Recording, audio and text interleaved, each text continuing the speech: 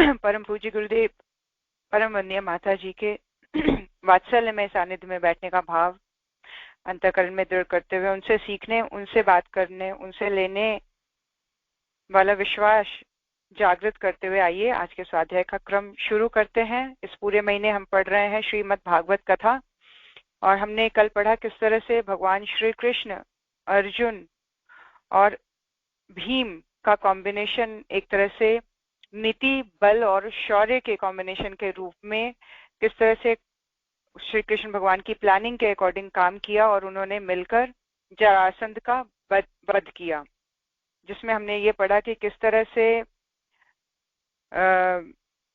जो भीम है वो उसको जरासंध को जमीन में गिराकर घुटनों से उसने उसकी रीढ़ तोड़ डाली और श्री कृष्ण के निर्देश के अनुसार उसका काम तमाम कर दिया। फिर उसके एक पैर को अपने पैर के नीचे दबाया और दूसरे को अपने दोनों हाथों से पकड़ लिया। इसके बाद भीमसेन ने उसे पैरों के बीच में इस प्रकार चीर डाला जैसे गजराज वृक्ष की डालों को चीर डालते हैं।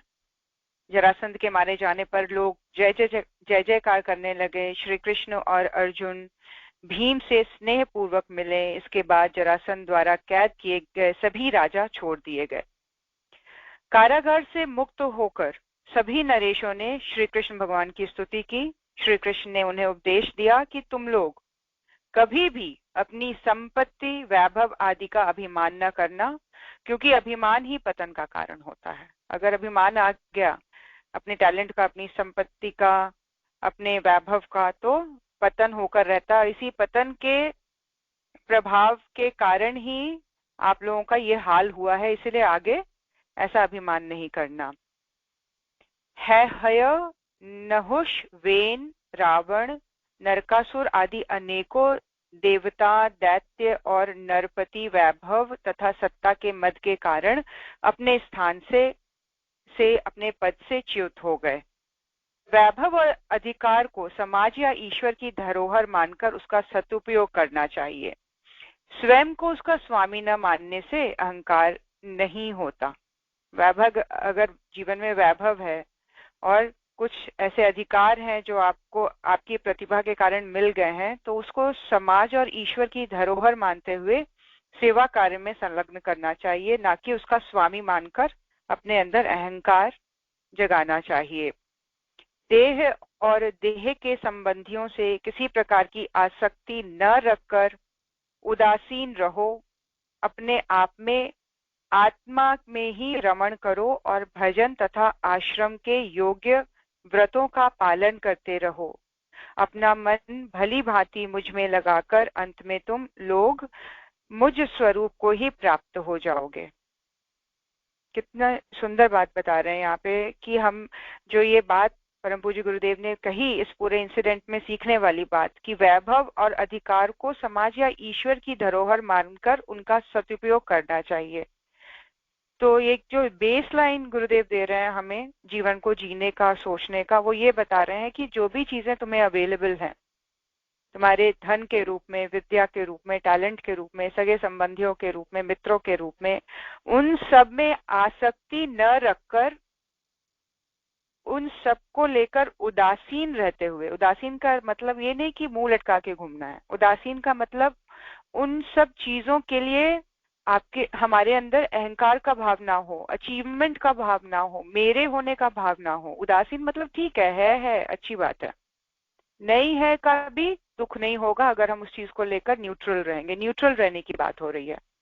और न्यूट्रल रहते हुए करना क्या है, फिर किस चीज में अपने मन को लगाना है, कहाँ से रस लेना है। तो रस तुम अपने आत्म स्वरूप में रमण करो, भजन करो, योग्य व्रतों का पालन करते रहो, अपना मन भली भांति मुझ में लगाकर। ये श्री कृष्ण भगवान बता रहे हैं कि मेरा अपना मन भली भांति मुझ में लगाकर अंत में तुम लोग मुझ स्वरूप को ही प्राप्त कर जाओगे। जिस चीज की प्रैक्टिस होगी वो चीज उस समय हावी हो जाती है जब शरीर निढाल होता है, जब दिमाग थक चुका होता है, चित्त पूरी तरह से एकदम किसी काम के लायक नहीं रह जाता है, तो क्या चीज हावी होती है? चेतना, जो अभी तक हमने अर्जन किया है। चेतना का एक नव निर्माण करने की बात कर रहे हैं, कॉन्शियसनेस को अच्छी तरीके से क्रिएट करने की, अवेयरनेस में उसको लाने की, ट्रैक में वापस डालने की बात कर रहे हैं। इसके लिए सांसारिक लेवल पर उदासीन होने की बात कर रहे हैं श्री कृष्ण भगवान, और ये कह रहे हैं कि उचित व्रतों का पालन करते हुए, क्योंकि लास्ट टाइम परम पूज्य गुरुदेव ने कहा कि व्रतशील जीवन ही उद्देश्यपूर्ण जीवन है। अगर जीवन में व्रत नहीं है, उद्देश्य नहीं है, गोल नहीं है, तो वो उद्देश्यहीन है।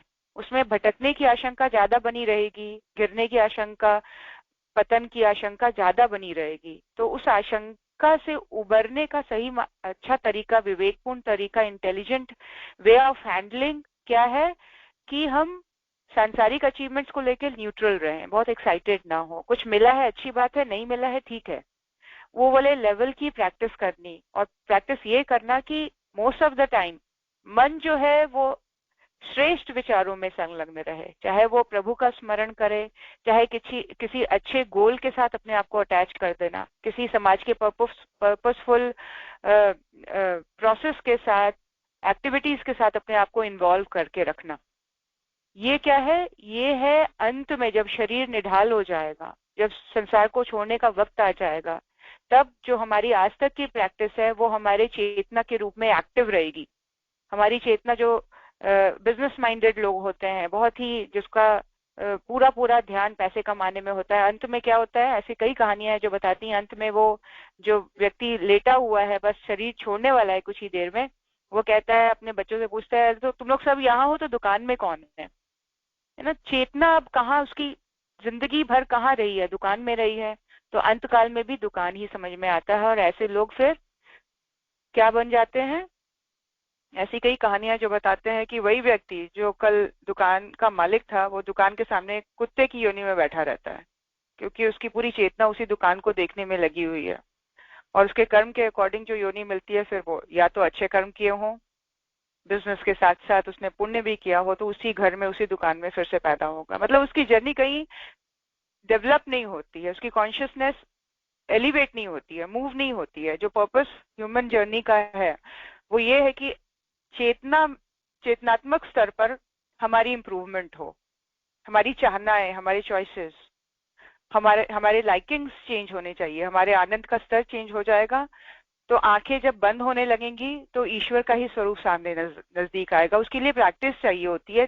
तब से प्रैक्टिस, जब शरीर बिल्कुल तगड़ा है, दिमाग पूरा दौड़ रहा है, इंद्रियां पूरी तरह से काम कर रही हैं, आप बहुत सुंदर दिख रहे हो, आप बहुत इंटेलिजेंट कहला रहे हो, उसी स्टेट में ये प्रैक्टिस डेवलप करनी है, जहां हम संसार के अचीवमेंट्स को लेकर उदासीन हो जाएं और हम अपने कर्तव्य पथ पर आरूढ़ हो जाएं, जो एक विवेकपूर्ण तरीके से डिसाइड किया गया। या हम बहुत सौभाग्यशाली हैं जो हमें गुरु सत्ता जो मार्ग दिखा रही है, उसमें हम अडिग तरीके से चलने लग जाए।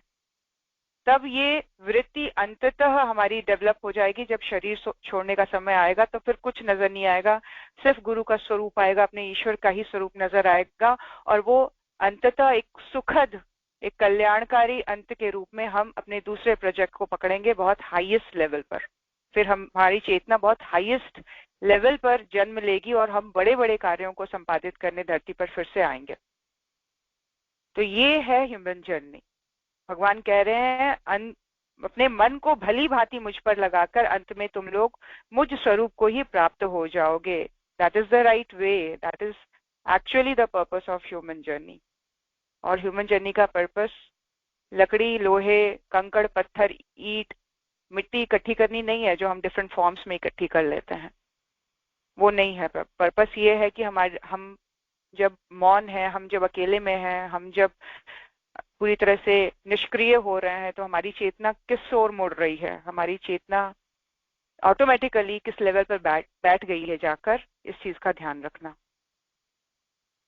गुरुदेव बता रहे हैं सीखने वाली बात, आसक्ति रहित होकर कर्तव्य का पालन करते हुए संसार में रहना चाहिए। हमारे सामने जो एग्जाम्पल्स दिख रहे हैं, आज हम कितने भाग्यशाली हैं कि ऐसे लोग हैं हमारे सामने, हमारे बीच में, हमारा मार्गदर्शन करने वाले। परम आदरणीय डॉक्टर साहब, परम वंदनीय जीजी माँ, आदरणीय चिन्मय भैया, आदरणीय शेफाली जी, इन्होंने क्या किया? इन्होंने संसार के लेवल पर अपने आप को उदासीन कर लिया। इन्होंने बड़े बड़े घर, बड़े बड़े गाड़ियों को, बड़े बड़े कपड़ों, सुंदर चमकीले कपड़ों को, सब चीजों को, पद को, सबको त्याग करके आए हैं। उस लेवल पर अपने आप को उदासीन किया है। फर्स्ट स्टेप वो है कि जहां वो इस चीज के बेकार होने को, यूजलेस होने को पूरी तरह से कंप्लीटली उन्होंने एक्सेप्ट किया अपनी लाइफ में। उसके बाद नेक्स्ट स्टेप, अपने कर्तव्य पथ पर आरूढ़ हो गए हैं। वहां आलस नहीं है, वहां पर पराक्रम दिखा रहे हैं, वहां शौर्य दिखा रहे हैं, वहां नीति से चल रहे हैं अपने जीवन में, वहां दूसरों के लिए मोटिवेटर बने हुए हैं, एग्जाम्पल बने हुए हैं, इन्फ्लुएंस कर रहे हैं लोगों के डिसीजंस को, देश को एक सूक्ष्म तरीके से मार्गदर्शन करते चले जा रहे हैं। इनका एग्जिस्टेंस सूक्ष्म लेवल पर बहुत पावरफुली काम कर रहा है हमारे देश को ऊपर उठाने में।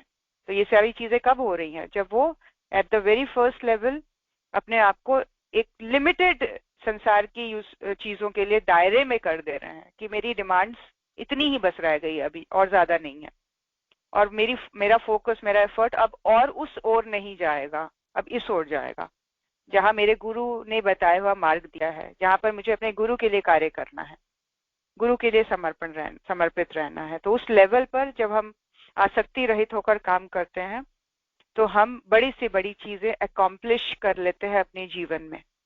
अब वो बड़ी का डेफिनेशन, जैसे हम उस लेवल पर बढ़ते चले जाएंगे, अपने आप वो चीज एक्सप्लोर होती चली जाएगी।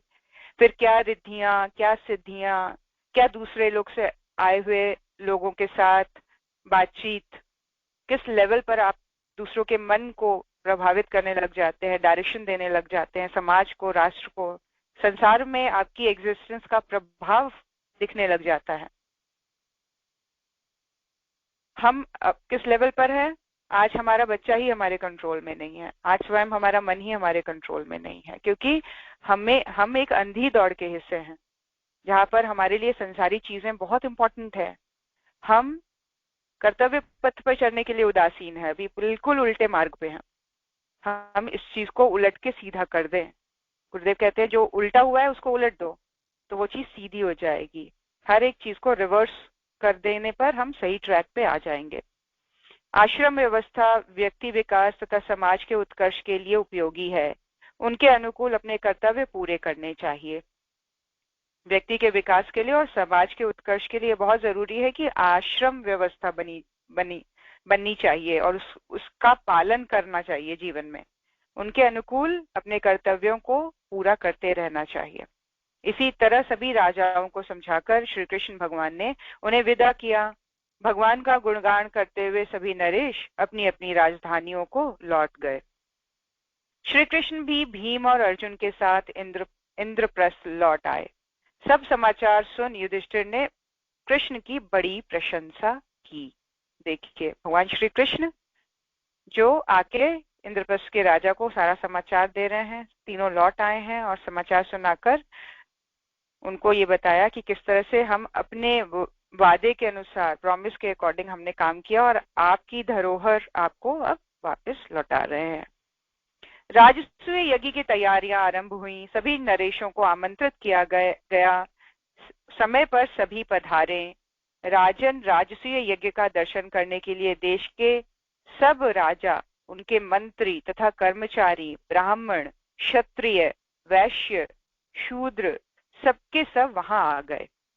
यज्ञ में सबको आमंत्रित करना चाहिए, ये मैसेज इस पैराग्राफ में परम पूज्य गुरुदेव हमें बता रहे हैं कि आप किसी भी अच्छे कार्य को करते हैं जिसमें सबका भला है, उसमें सभी को आमंत्रित करिए। उसमें किसी भी मेरे अपने पराये और इधर उधर की बातें ना सोचते हुए आप बिल्कुल खुले दिल से सभी को आमंत्रित करें।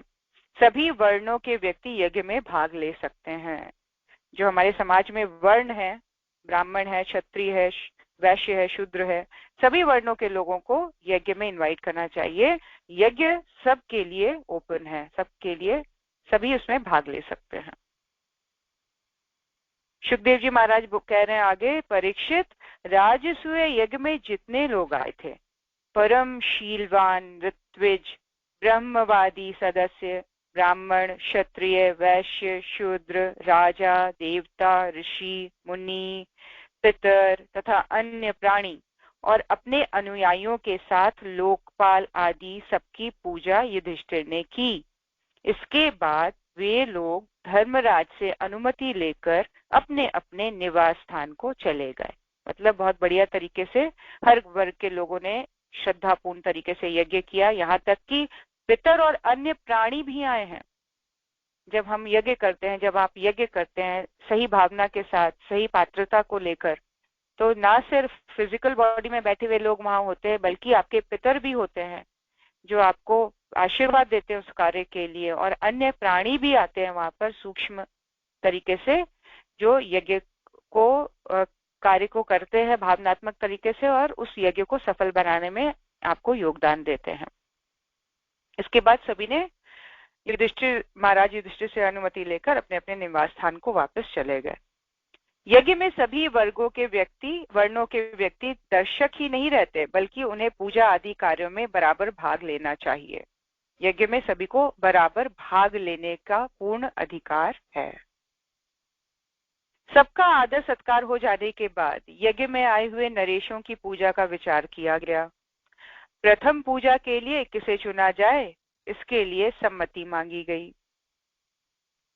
अधिकांश नरेशों ने श्री कृष्ण की अग्र पूजा करने की राय मांगी। अच्छा, अपने अपने निवास स्थान पे चले गए का मतलब है यज्ञ में आए हुए जितने भी गेस्ट थे उनको जो स्टे करने की जो चीजें अरेंज की गई थी, उनका अरेंजमेंट के अकॉर्डिंग जो जो स्थान उनको दिया गया था वहां निवास करने चले गए। सबका आदर हो जाने के बाद यज्ञ में आए हुए नरेशों की पूजा का विचार किया गया। प्रथम पूजा के लिए किसे चुना जाए, इसके लिए सम्मति भी मांगी गई। अधिकांश नरेशों ने श्री कृष्ण की अग्र पूजा करने की राय दी। इसके अनुसार श्री कृष्ण की पूजा और स्तुति की जाएगी, यह देखकर शिशुपाल उत्तेजित हो गया तथा वह श्री कृष्ण को गालियां देने लगा। पांडव उत्तेजित होने लगे तो श्री कृष्ण ने उन्हें रोका। लोगों ने कहा कि अनीति का प्रतिकार करने से आप उन्हें क्यों रोकते हैं? तो श्री कृष्ण भगवान बोले, यहाँ बैठे हुए सभी महिपाल यह सुन लें कि मैंने क्यों इसके अपराध क्षमा किए हैं। अब देखिए क्या इंसिडेंट है, किसी भी चीज के पीछे एक रीजन होता है उस होने के पीछे। तो यहाँ पे क्या हो रहा है कि भाई प्रथम पूजा के लिए किसको चुना जाए, तो सभी ने सहमति जताई कि श्री कृष्ण भगवान की स्तुति और पूजा की जाएगी सर्वप्रथम। ये देखकर शिशुपाल जो वहां बैठा था वो उत्तेजित हो गया और अनायास ही भगवान श्री कृष्ण को गलत बातें कहने लगा। इसको सुनकर पांडव उत्तेजित हो गए। उन लोगों ने अनीति का प्रतिकार करने के लिए उसको रोकने के लिए जैसे ही उठे तो कृष्ण भगवान ने उन्हें रोक लिया। अब ये कृष्ण भगवान कह रहे हैं कि अब ध्यान पूर्वक सुनो, मैंने क्यों इसके अपराध क्षमा किए हैं, क्यों तुम लोगों को रोका है। इसकी माता की याचना करने पर मैंने उसे यह प्रार्थित वर दिया था कि शिशुपाल के 100 अपराध क्षमा कर दूंगा। किसकी? शिशुपाल की माता ने उनसे वर मांग लिया था, प्रार्थना करके, याचना करके। तो उन्होंने ये वर दिया था कि शिशुपाल के 100 अपराध को वो क्षमा कर देंगे। वे सब अपराध अब पूरे हो गए हैं, अतः आप सभी भूपतियों के देखते देखते मैं अभी इसका वध किए देता हूँ। देखिए भगवान श्री कृष्ण कितने व्यवस्थित तरीके से डिसीजन लेते हैं, बिना एक्साइटेड हुए, बिना क्रुद्ध हुए, बिना एकदम से बिना सोचे समझे एक्शन लिए। उनके हर एक्शन के पीछे पूर्ण सोच है, पूरी व्यवस्था है। तो वो रोक के ये बोल रहे हैं कि इसका 100वां अपराध था जो अभी इसने पूरा कर दिया, मुझे गलत बातें कहकर। अब मैं आपके सबके देखते देखते इसका वध किए देता हूँ। व्यक्तियों को सुधरने समझने का अवसर एक सीमा तक ही दिया जाता है, फिर दंड ही देना पड़ता है अगर वो ना सुधरे तो। प्रकृति का भी यही नियम है कि बहुत लंबा समय देती है वो सुधरने के लिए, बहुत बार मौके देती है वो सुधर जाने के लिए। लेकिन व्यक्ति अगर उसी बात में अड़ा रहे, कंफर्टेबल हो जाए, बार बार वही गलतियां करता रहे, तो उसको फिर प्रकृति माता अंत में दंडित करती है। भगवान का भी यही नियम है और यही सही नियम है कि सुधरने का अवसर देने पर भी अगर कोई सुधरना ना चाहे तो उसको फिर दंड देना पड़ता है। ऐसा कहकर सभी के देखते देखते श्री कृष्ण भगवान ने चक्र से शिशुपाल का मस्तक काट डाला। युधिष्ठिर का यज्ञ संपन्न हुआ। कुछ दिन वहां रुककर श्री कृष्ण द्वारिका लौट आए। यहाँ शल्व ने द्वारिका पर चढ़ाई कर दी थी। आते ही श्री कृष्ण का उससे सामना हुआ।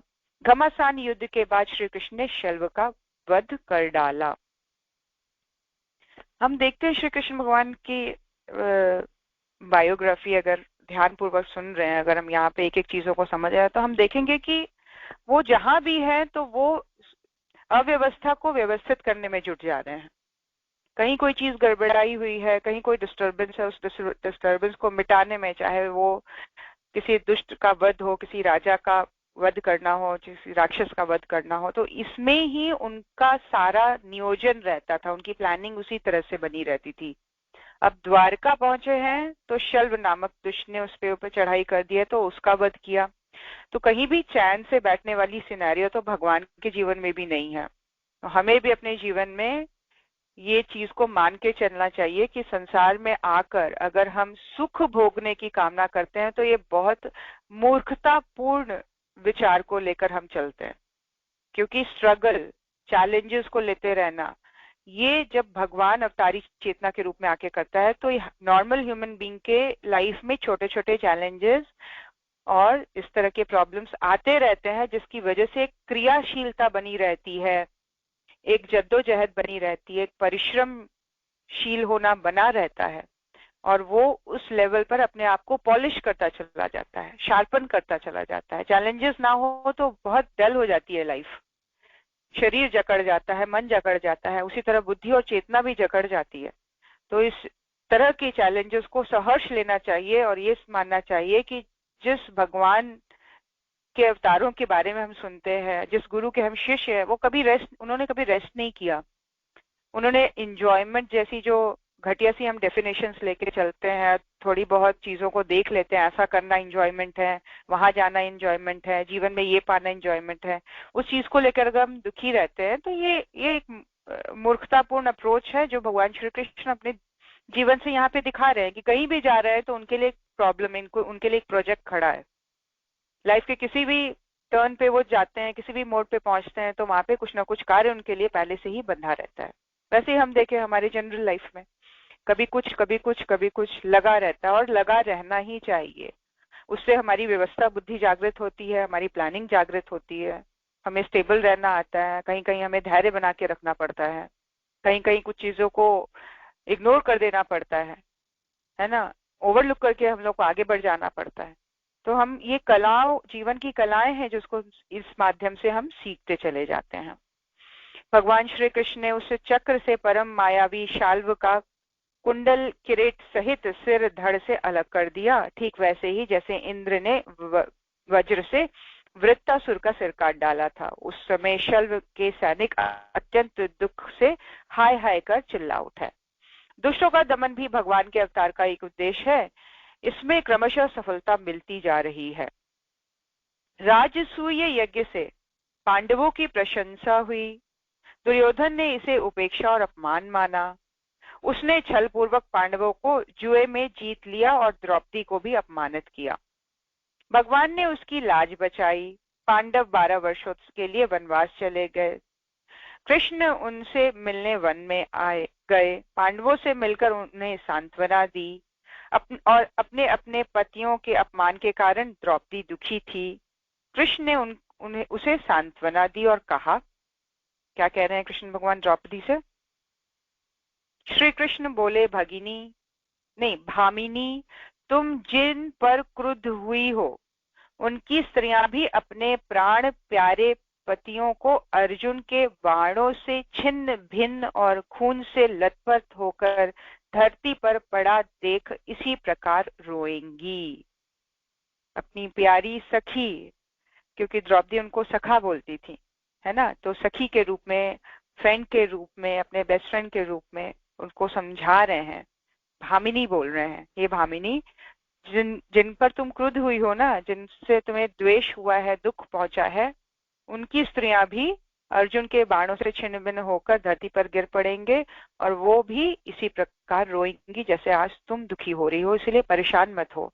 भविष्य में ऐसा ही होने वाला है और तुम्हारा अपमान का बदला पूरा हो जाएगा। ऐसे श्री कृष्ण भगवान उनको आश्वस्त कर रहे हैं। भगवान के कितने पास थे पांडव, इतने नजदीक भगवान के साथ बैठना, उनसे बात करना, सब चीजें उनके जीवन में थी, लेकिन हम देखें तो किसी भी लेवल पर उनका जीवन कहीं भी स्थिर, व्यवस्थित, बहुत ही राजकाज में, आराम में बीता हुआ नहीं दिखाई देता है। बड़े आराम से दुर्योधन ने राजसूय यज्ञ की प्रशंसा का बदला उनसे लिया। देखिए मूर्खता क्या दिखा रहे हैं यहाँ पे भगवान, कि जो व्यक्ति अपने खुद ही हीन भाव से दबा हुआ है, वो दूसरा कोई कुछ अच्छा करेगा तो वो अपना अपमान समझने लग जाता है। अरे भाई तुम्हारा क्या लेना देना राजसूय यज्ञ से, तुम्हारा अपमान कहाँ से हो रहा है। लेकिन क्योंकि युधिष्ठिर ने किया है और उसकी बहुत प्रशंसा हो रही है, उसकी प्रशंसा को इसने अपमान माना दुर्योधन ने, और इस अपमान के बदले उनको जुए में बुलाया, द्रौपदी को अपमानित किया और एक फिर से एक नए बीज का आरोपण हुआ जो महाभारत के रूप में फूटा।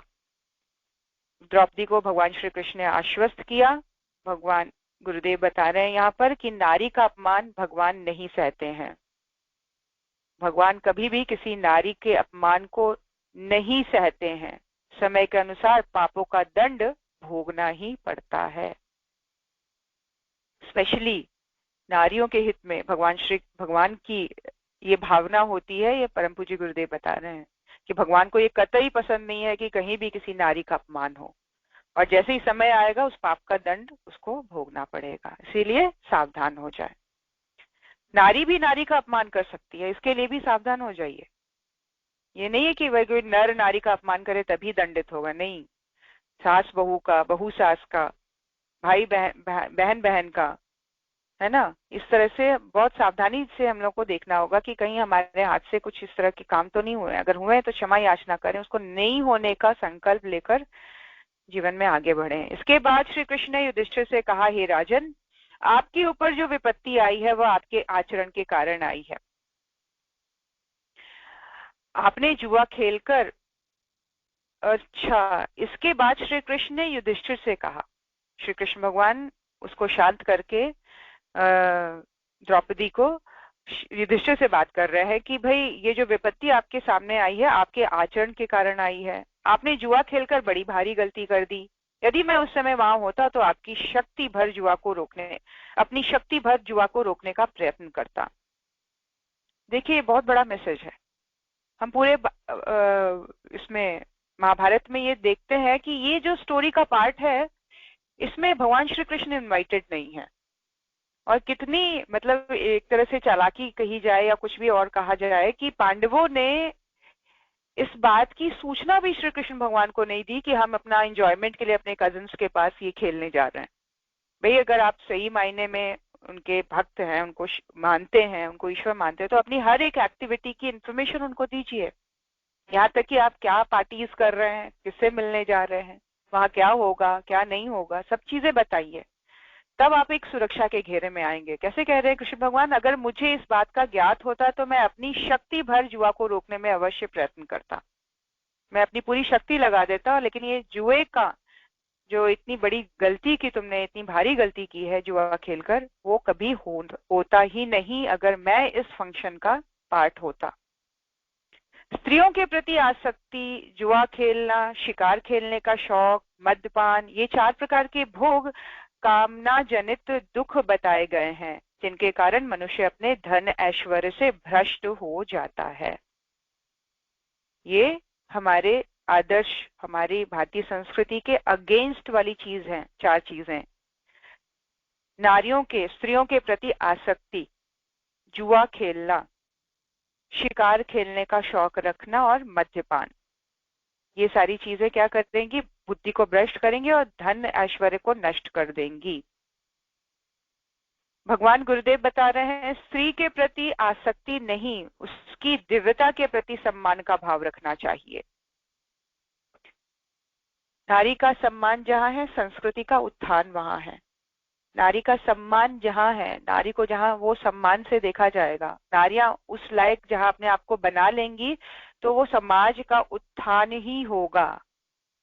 उसके प्रति आसक्तिपूर्ण दृष्टि नहीं रखेगा व्यक्ति, फिर क्या रखेगा? दिव्यता के प्रति सम्मान का भाव रखेगा, दिव्य भाव से उसको देखेगा, श्रेष्ठ भाव से देखेगा, सम्मान के भाव से देखेगा। धन जुए से नहीं, श्रम और उत्पादन से कमाया जाना चाहिए।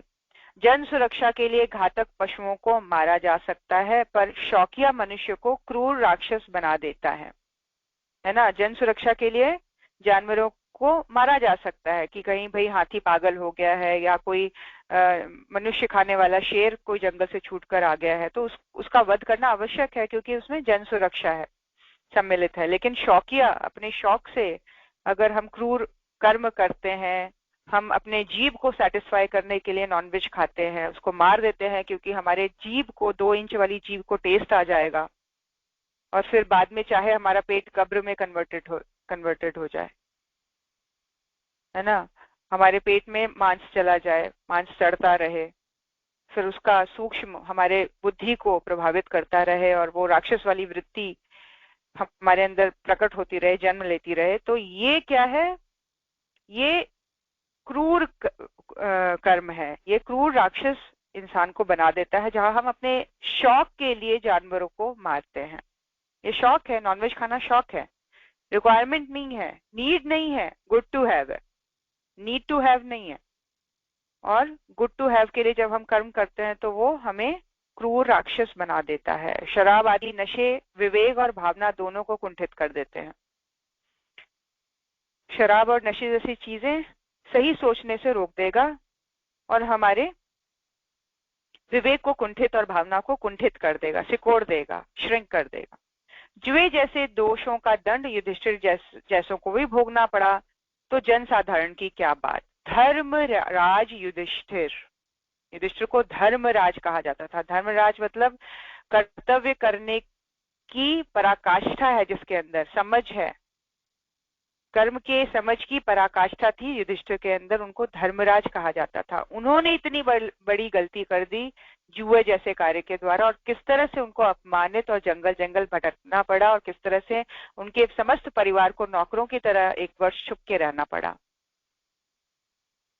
तो वो राजा के पास किस तरह से भीम जो था वो एक रसोइये की तरह था, अर्जुन और द्रौपदी सेविका की तरह रह रहे थे, नृत्य सिखाता था अर्जुन बनके। सोचिए इतना बड़ा वीर क्या बना हुआ है। तो ये हम सबके लिए मैसेज है, ये महाभारत की कथा, और किस तरह से बता रहे हैं कि अगर हम इस तरह से जुए जैसे दोषों को अपने जीवन में मजाक मजाक में होने देते हैं, फैशन फैशन में होने देते हैं, तो इसका अंत जो फल है वो बहुत ही क्रूर फल की तरह हमारे जीवन में आता है, और हमें वो भोगना ही पड़ता है। राजेंद्र भरत श्रेष्ठ, यदि वे कौरवों में मेरे मधुर व हितकर वचनों को न मानते तो मैं उन्हें बलपूर्वक रोक देता। अपने हितैषियों को गलत कामों से रोकना चाहिए। यदि बुरे कार्यों को रोकने के लिए बल का प्रयोग करना पड़े तो करना ही चाहिए। भगवान श्री कृष्ण कह रहे हैं अगर मुझे पता होता तो बलपूर्वक मैं उनको रोकता, और यदि वे कौरव मेरे मधुर हितकर वचन को न मानते तो मैं उन्हें बलपूर्वक रोकता, कौरवों को भी मैं बल से रोकता। ये श्री कृष्ण भगवान युधिष्ठिर से कह रहे हैं। सभी पांडवों और द्रौपदी को समझाकर श्री कृष्ण द्वारिका आ गए। अब ये तो नहीं है कि भगवान को पता नहीं है, ये भी देखिए दोहरी बात। भगवान को कण कण का हर एक चीज का पता है, लेकिन वो अपने आप से आपकी लाइफ में इंटरफेयर करने नहीं आएंगे। आप जिस चालाकी से, जिस चतुराई से जो भी इंजॉयमेंट करना चाहते हैं कर लीजिए, लेकिन अगर आप में विवेक जागृत होगा तो आप अपने गुरु को, अपने भगवान को बताकर करेंगे, चाहे वो आप कोई भी कार्य कर रहे हो, और उसको उनको अगर आपने इन्फॉर्म कर दिया है तो वो उनकी प्रेरणा, उनकी शक्ति बलपूर्वक आपके अंदर वो बुद्धि और वो चैतन्यता जागृत करेगी, जिसके बेस पर आप डिसीजन लेंगे कि नहीं ये गलत है और यस ये सही है, मुझे करना चाहिए, नहीं करना चाहिए। हम जब चालाकी चतुराई करते हैं, जब छुपाते हैं भगवान से कुछ, तो भगवान भी अपनी आंखें बंद करके बैठ जाते हैं। वही बोलते हैं कि मुझे भी कुछ सुनाई दिखाई नहीं दे रहा, अब चाहे तुम कुछ भी करो, तुम्हारा कुछ भी हो जाए। लेकिन एक एक्सट्रीम लेवल तक जब द्रौपदी ने सब कुछ छोड़ दिया और हाथ जोड़कर भगवान को पुकारा, तो किस तरह से उसकी लाज की रक्षा हुई है। अंततः श्री कृष्ण भगवान ने ही द्रौपदी के लाज की रक्षा की, क्योंकि भगवान को उन्होंने पुकारा। यहाँ तो युधिष्ठिर और ये सब लगे हुए थे, एक के बाद एक दाव पे दाव चलते जा रहा था। कहीं उसने भगवान का स्मरण नहीं किया, कहीं अपने अपने आप को गलत नहीं उसने महसूस किया। सारे भाई उसके साथ लगे रहे, बड़े भाई की बात माननी है, बड़े भाई की बात माननी है। प्रथाओं को कहीं ना कहीं विवेकपूर्ण तरीके से ब्रेक करना चाहिए। अगर वो एक डिसिप्लिन को तोड़ के आगे बढ़ रहा है तो वहां भगवान भी फिर साथ नहीं देता है। इसीलिए भगवान कह रहे हैं कि अपने हितैषियों को गलत कामों से रोकना चाहिए। यदि बुरे बुरे कार्यों को रोकने के लिए बल का भी प्रयोग करना पड़े तो कर डालना चाहिए था। उस समय भीम को खड़ा हो जाना चाहिए था, अर्जुन को खड़ा हो जाना चाहिए था अपने भाई के ही डिसीजन के अगेंस्ट, कि हम आपके साथ नहीं खेल रहे हैं, और अपनी पत्नी को लेके वहां से निकल जाते। लेकिन इस विवेक का प्रयोग लोगों ने नहीं किया और ऐसा हो गया। सभी पांडवों और द्रौपदी को समझाकर भगवान श्री कृष्ण द्वारका आ गए। वनवासी पांडव एक बार तीर्थ करते हुए प्रभास क्षेत्र पहुंचे। उन्हें दुर्बल देखकर बलराम जी ने दुख भरे वचन कहे। सात्यायकी ने कहा, सात्यायकी भगवान बलराम, हम लोग कौरवों को जीतकर पांडवों का राज्य वापस कर लें। कृष्ण ने कहा, पांडव स्वतः अपने पराक्रम से अपना राज्य पाएंगे, हम उनकी मदद करेंगे। बलराम ने जब उनकी स्थिति देखी तो बड़े दुखी हुए। तो सात्यायकी भगवान श्री कृष्ण को कह रहे हैं वो, कि हम लोग क्यों ना मिलकर इन लोगों के पांडवों के ऊपर आक्रमण कर दे और पांडवों का राज्य वापस आ जाए। तो कृष्ण भगवान क्या कह रहे हैं कि नहीं, उस लेवल पर नहीं इनकी हेल्प करने की जरूरत है, ये खुद ही पराक्रम करेंगे, अपना राज्य वापस पालेंगे। हमारा काम है उनके उनके कार्य में मदद करना, है ना, कि भाई निठल्ले बैठे हुए की हेल्प कर दो, उनको कुछ करना ना पड़े, उनका राज्य वापस मिल जाए। ये विवेकपूर्ण तरीका नहीं है किसी की मदद करने की। किसी की मदद तब की जाए जब सामने वाला पराक्रम के लिए, परिश्रम होने के लिए खड़ा हो जाए, अपनी हेल्प खुद करने के लिए, तब हम उसकी मदद कर देंगे। जो गुरुदेव कहते हैं ना कि जो मेहनत करते हैं भगवान भी उसका परिश्रम की, भगवान भी हेल्प करता है, ईश्वर का मदद मिलता है उसको। इसीलिए अपने हेल्प के लिए खुद खड़े हो जाना चाहिए। तो हम भगवान बहुत सारे रूपों में, समाज में लोगों के ही रूप में, अपने सगे संबंधियों के रूप में खड़े हो जाते हैं। भगवान उनके मन में ऐसे विचार डाल देते हैं कि इस व्यक्ति की हेल्प करो, अब इस काम में हेल्प करो। जब महात्मा पांचाल राज, केकई, चेंदी राज और हम सब लोग एक साथ मिलकर रण में पराक्रम दिखाएंगे, उसी समय हमारे शत्रुओं का अस्तित्व मिट जाएगा। अपने पुरुषार्थ से प्राप्त वैभव ही श्रेष्ठकर है, भगवान गुरुदेव बता रहे हैं। क्या कह रहे हैं कि अपने बल से प्राप्त किया हुआ जो वैभव है वो ही श्रेष्ठकर है, वो ही स्थायी रहेगा, वही आपके लिए काम आएगा फ्यूचर में। इसलिए पुरुषार्थ के द्वारा वैभव को पा जाओ। समय अनुसार संगठित होकर पराक्रम करने से अवश्य कार्य सिद्ध होता है। जब आप खड़े होंगे, आपके साथ आपके लोग भी खड़े हो जाएंगे, और ऐसे मिलजुल कर, संगठित होकर जब आप पराक्रम करेंगे तो कोई भी कार्य सिद्ध होकर ही रहेगा। पांडवों का अज्ञातवास समाप्त हुआ। राजा विराट की पुत्री उत्तरा से अभिमन्यु का विवाह हुआ। इस विवाह में पांडव पक्ष के सभी राजा एकत्रित हुए। विवाह के उपरांत सब लोग सभा में एकत्र हुए। श्री कृष्ण ने कहा, यह तो आप सब लोगों को मालूम ही है कि किस प्रकार कौरवों ने छल पूर्वक पांडवों का राज्य हथिया लिया है। अब आप सब विचार करें कि पांडवों को उनका न्यायानुकूल राज्य किस प्रकार प्राप्त हो।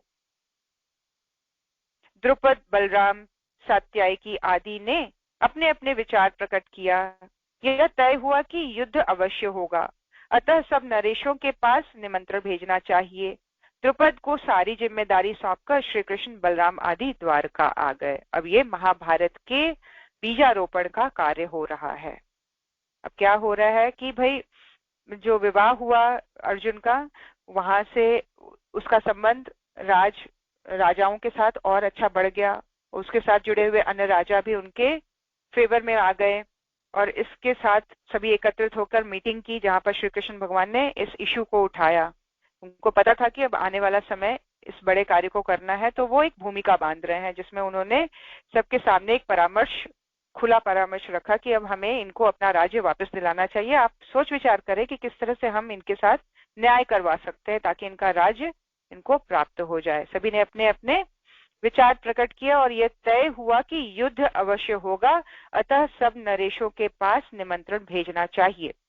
द्रुपद को सारी जिम्मेदारी सौंपकर श्री कृष्ण बलराम आदि द्वारका आ गए। राजा द्रुपद, द्रौपदी के पिता, उनको सारी जिम्मेदारी देकर भगवान श्री कृष्ण वापस द्वारका आ गए। भगवान श्री कृष्ण के काम करने का तरीका क्या है? वो एक बहुत ही रफ सा एक स्ट्रक्चर, एक आइडिया दे देते हैं, काम तुम्हें ही करना पड़ेगा। वो पूरी तरह से तुम्हारे साथ नहीं लगते, लेकिन एक पीक टाइम जब आता है, जब अब हेल्प चाहिए, अब तुम पूरी तरह से अपने पराक्रम, शौर्य और बल के साथ खड़े हो, तो मैं तुम्हारे पीछे हूं और वो कार्य तुम्हारे साथ सफल होकर ही रहेगा। ठीक वैसे ही अपने जीवन में भी हम सभी कार्यों के लिए ये तीनों चीजों को अपने साथ लेकर चलें। हम एक प्लान बनाएं, नीति, हम उसके लिए सामर्थ्य एकत्रित करें, शक्ति एकत्रित करें और उस शक्ति का शौर्यपूर्वक इम्प्लीमेंटेशन करें, बिना भय के, बिना कंफ्यूजन के, बिना किसी इल्यूजन के, पूर्ण क्लैरिटी के साथ, है ना। ये शौर्य है, ये आज का शौर्य यही है कि हमने जो डिसीजन लिया उसका हमने पूरा डेटा कलेक्ट किया, उसके लिए पूरी प्लानिंग की और उसको अब मैं पूरे शौर्यपूर्ण तरीके से इम्प्लीमेंट कर रही हूँ। तो ये चीज अपने गुरु को साथ लेकर, उनको बताकर, उनको अपना साक्षी मानते हुए, उनकी साक्षी में ये सारी चीजें करेंगे। जब हम विवेक की साक्षी में, नीति की साक्षी में, तो हमारे कोई भी कार्य पूर्ण होकर रहेंगे। अब किस तरह से भगवान श्री कृष्ण चले गए हैं द्वारका वापस, द्रुपद को, राजा द्रुपद को सारी जिम्मेदारी युद्ध की सौंपकर, क्योंकि अब ये डिसाइड हो गया है कि युद्ध तो होकर ही रहेगा। युद्ध की तैयारियां होने लगी। श्री कृष्ण की सहायता दोनों पक्ष चाहते थे। अर्जुन श्री कृष्ण को निमंत्रित करने द्वारका पहुंचे। उसी समय दुर्योधन भी वहां पहुंच गए। भगवान श्री कृष्ण सो रहे थे। दुर्योधन सिराने की ओर जा बैठा, अर्जुन पाव की ओर खड़े हो गए। श्री कृष्ण जागे। उन्होंने पहले अर्जुन को और बाद में दुर्योधन को देखा। क्यों? क्योंकि दुर्योधन सर के पास जाके बैठ गया था। चालाकी से ये सोच रहा था कि आंख खुलेगी तो सबसे पहले नजर मेरे ऊपर पड़ेगी। लेकिन जब व्यक्ति सोता है तो उसकी नजर जब खुलती है तो अपने ही पैरों की तरफ खुलती है, ऊपर छत की तरफ नहीं। तो पैरों की तरफ जब खुली तो उनकी नजर सीधे अर्जुन की ओर पड़ी। उन्होंने सबसे पहले अर्जुन को देखा और बाद में दुर्योधन को देखा। दोनों ने अपने आने का कारण बताया और सहायता मांगी। श्री कृष्ण ने दोनों को सहायता का आश्वासन दिया। उन्होंने कहा, एक तरफ मैं बिना शस्त्र ग्रहण किए रहूंगा, दूसरी तरफ मेरी नारायणी सेना रहेगी। अर्जुन ने श्री कृष्ण को मांगा। दुर्योधन सेना मांगकर प्रसन्न हुआ, चला गया। देखिए श्री कृष्ण भगवान कैसे टेस्ट भी कर लेते हैं कि भाई टेस्टिंग भी हो जाए कि तुम्हारी श्रद्धा कितनी है, तुम्हारा एक्चुअली मेरे ऊपर कितना विश्वास है। तो पहले अर्जुन से पूछ रहे हैं, उसको ऑप्शन नहीं दे रहे हैं, उससे सीधे पूछ ले रहे हैं कि भाई तुम बताओ तुमको क्या चाहिए। मैं जिसके साथ भी लड़ूंगा मैं अस्त्र नहीं उठाऊंगा, मैं न्यूट्रल रहकर लड़ूंगा। तो मेरा होना नहीं होना कोई खास ज्यादा तुम्हें फायदा देने वाला नहीं है, ऐसा उन्होंने पिक्चराइज करने की कोशिश की। तो कृष्ण फिर भी अर्जुन के पास दोनों ऑप्शन होते हुए भी उसका विवेक इतना जागृत था, उसकी आंखें खुली हुई थी और सत्य को वो किस तरह से जानता था। जानते हुए उसने ये डिसाइड किया कि आप शस्त्र नहीं भी उठाते हुए आप ही मेरे तरफ रहिए, मैं आपकी ही शरण में आया हूं, आपको मांगता हूं। और इस बात पर दुर्योधन को बड़ी प्रसन्नता हो गई। वो सोचने लगा मनी मन कि कितना बेवकूफ है, कितना मूर्ख है, इतनी बड़ी नारायणी सेना के होते हुए वो श्री कृष्ण को मांग रहा है, वो भी निहत्थे रहेंगे। और वो इस प्रसन्नता से खुश होकर नारायणी सेना मांगकर वहां से चला गया। श्री कृष्ण ने अर्जुन से पूछा, तुमने बलवान सेना को छोड़कर मुझे क्यों मांगा? अर्जुन ने कहा, हे कृष्ण, आपकी कृपा से मैं आपका महत्व समझता हूँ। कितनी इंपॉर्टेंट लाइन है। क्योंकि आपकी कृपा है मेरे ऊपर, क्योंकि आप मेरे ऊपर अपना आशीर्वाद आपने बनाया हुआ है, उस आशीर्वाद के कारण, उस कृपा के कारण मेरी दृष्टि सत्य को देख पा रही है, वास्तविकता को जान पा रही है। उस बेसिस पे मैं सही डिसीजन ले पा रहा हूँ। ये आपकी कृपा है, आपकी कृपा हो जाए। ऐसी प्रार्थना करनी चाहिए हमें कि गुरुदेव आप कृपा करिए ताकि हम सही डिसीजन लें, ताकि हमारा एफर्ट बेकार ना जाए, ताकि ये जीवन रूपी युद्ध हम निरर्थक ना करें, सार्थक हो जाए। तो कृपा मांगने चाहिए। तो आपकी कृपा से मैं आपका महत्व समझता हूँ। अस्त्र धारण कर लड़ने वाले तो बहुत मिल जाएंगे, आपसे तो हम एक गतिविधियों का संचालन कराएंगे।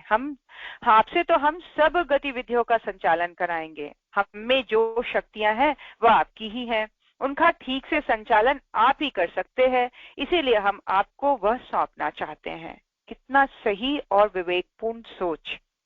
वो ये कह रहे हैं कि हमारे पास चीजों की उपलब्धि तो पूर्ण रूप से है, बल भी है, शौर्य पराक्रम भी है, लेकिन जब आप हमारा संचालन करेंगे, इन सब चीजों का संचालन जब आपके द्वारा होगा, तो हम पूर्ण रूप से आश्वस्त रहेंगे अपनी जीत को लेकर। इसलिए आपका होना, क्योंकि आप एक इंटेलिजेंट डायरेक्टर के रूप में हमारे पास डिसीजन मेकर के रूप में है, आप डिसाइड करेंगे कि हमें कहाँ कौन सी शक्ति लगानी है, कैसे करना है, क्या नहीं करना है। ये चीज आप करेंगे, संचालन आप करेंगे, मैनेजमेंट आपका रहेगा, है ना। उनका ठीक से संचालन आप ही कर सकते हैं, इसीलिए हम आपको वह सौंपना चाहते हैं। भगवान श्री कृष्ण ने कहा, पार्थ तुम जो मुझे साथ लेकर शत्रुओं पर विजय के लिए स्पर्धा रखते हो, यह तुम्हारे लिए ठीक ही है। मैं तुम्हारा सारथी बनूंगा तथा तुम्हारा मनोरथ पूर्ण होगा। अर्जुन जैसे बुद्धिमान व्यक्ति ही वैभव की अपेक्षा भगवान का महत्व समझकर उन्हें वर्ण करते हैं। अपने जीवन रथ का सूत्र संचालन भगवान को सौंप देना सौभाग्य एवं समझदारी का चिन्ह है। हम जब अपने जीवन की रथ को भगवान के हाथ में सौंप देते हैं, उस सौंपने में हमारी बुद्धि, हमारी जो ये बिजनेस माइंड होना, कैलकुलेटिव होना, सही गलत, प्रॉफिट लॉस का डिसीजन मेकिंग करने की जो वृत्ति है, वो हो सकता है आज की डेट में गलत समझ ले, लॉस वाला समझ ले, लेकिन अंततः अपने जीवन की डोर गुरु के हाथ में देना, उनको सौंप देना अपना जीवन, ही सौभाग्य और समझदारी का चिन्ह है। और ऐसा कौन है? ऐसा बुद्धिमान व्यक्ति ही करते हैं, और उन्हें ही वैभव की अपेक्षा भगवान का महत्व ज्यादा समझ में आता है। ऐसी बुद्धि विवेकवान लोगों को मिली होती है। विवेकवान जो होगा वो वैभव की अपेक्षा बुद्धि को, भगवान को ज्यादा श्रेष्ठकर समझकर उनका ही वर्ण करेंगे। आइए इस चिंतन और इस मनन को बनाए रखते हुए, इसकी जुगाली सारा दिन करते हुए, हम अपने खुद के जीवन की एनालिसिस करते हुए कि हमने कहाँ सौंपा है अपने जीवन को। हमारी बुद्धि हमारे जीवन को चला रही है, हमारी इच्छाएं हमारे जीवन को चला रही हैं, हमारा जो कामनाएं हैं वो हमारे जीवन को चला रही है, या हमने अपने जीवन को सुपुर्द कर दिया है किसी महाशक्ति के पास, अपनी गुरु चेतना के पास, अपने ईश्वर, अपने भगवान के पास सुपुर्द कर दिया है। तो सुपुर्द कर दिया है तो क्या हम निश्चिंत हैं? सुपुर्द कर दिया है तो क्या हम पराक्रमी और परिश्रमी बने हुए हैं अपने जीवन में निश्चिंत होकर, या हम अपनी बुद्धि को लेकर अनिश्चित है, परेशान है, कंफ्यूज्ड है और अपने भविष्य को लेकर चिंतित हैं? तो ये दोनों लेवल पर अपना एक एनालिसिस करना, और हम देखें कि हम किस ओर हैं, हम दुर्योधन जैसे ज्यादा हैं या हम अर्जुन जैसे ज्यादा हैं। ये जो जीवन रूपी महायुद्ध चल रहा है हमारा, उसमें हम किस ओर हैं? हम भगवान को लेकर चल रहे हैं, अपनी कामनाओं को लेकर चल रहे हैं? तो उस लेवल पर हम डिसीजन लें, हम एनालिसिस करें, हम रिक्वायर्ड चेंजेस लाएं, और हम बहुत आनंदित और सौभाग्य को अपने जीवन में धारण करते हुए, अपने समस्त कर्मों को करते हुए अपने आप को भाग्यशाली माने। आज स्वाध्याय के रूप में गुरुदेव के विचार हमारे जीवन को मिल रहे हैं, हमारी बुद्धि इसको सुन पा रही है, कान श्रवण कर पा रहे हैं, हमारी बुद्धि एनालिसिस कर रही है, और हम चेंज हो रहे हैं, हम पहले से उठ रहे हैं। जहाँ पहले बैठे हुए थे वहां से हमारी चेतना अब थोड़ी सी उठी हुई है, थोड़ी सी सुलझी हुई है, थोड़ी सी खिली हुई सी है। ऐसा भाव अंतःकरण में लाते हुए, धन्यवाद करते हुए, ग्रैटिट्यूड वाला भाव अपने अंदर लाते हुए, अपने सौभाग्यशाली होने का फीलिंग अपने अंदर डीप करते हुए, मानते हुए इस बात को पूरी गहराई से, आइए गुरुदेव के चरणों में नमन करें। ओम नमोऽस्त्वनन्ताय सहस्रमूर्तये सहस्रपादाक्षिशिरोरुबाहवे सहस्रनाम्ने पुरुषाय शाश्वते सहस्रकोटियुगधारिणे नमः। सहस्रकोटियुगधारिणे नमः। ओम श्री गुरुदेवाय नमः। माता भगवते नमः। दादा